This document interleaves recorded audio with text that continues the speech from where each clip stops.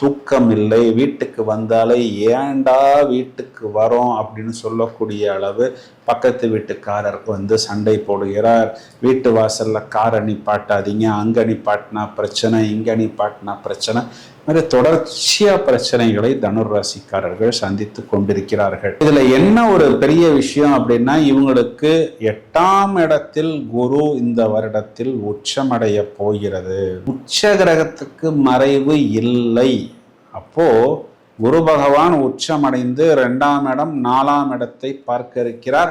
4ஆம் இடத்தில் இருக்கக்கூடிய சாட்டர்ன் கொடுக்கக்கூடிய அந்த நெகட்டிவை குரு பகவான் சுருட்ட போகிறார் அப்படிங்கிறது இவங்களுக்கு பெரிய ப்ளஸ் பாயிண்ட். இப்போ வருடத்தின் தொடக்கத்தில் நம்ம பார்த்தோம்னா இந்த சூரியன், புதன், சுக்கிரன், செவ்வாய் எல்லாமே இவங்க ராசியிலிருந்து தான் பயணிக்கிறது. இப்போ 2ஆம் இடத்துல சுக்கிரன், 2ஆம் இடத்துல செவ்வாய் உச்சம், 2ஆம் இடத்துல புதன், 2ஆம் இடத்துல சூரியன், பிறகு 3ஆம் இடம் வெற்றி ஸ்தானத்தில் ராகுவை இது எல்லா கிரகமும்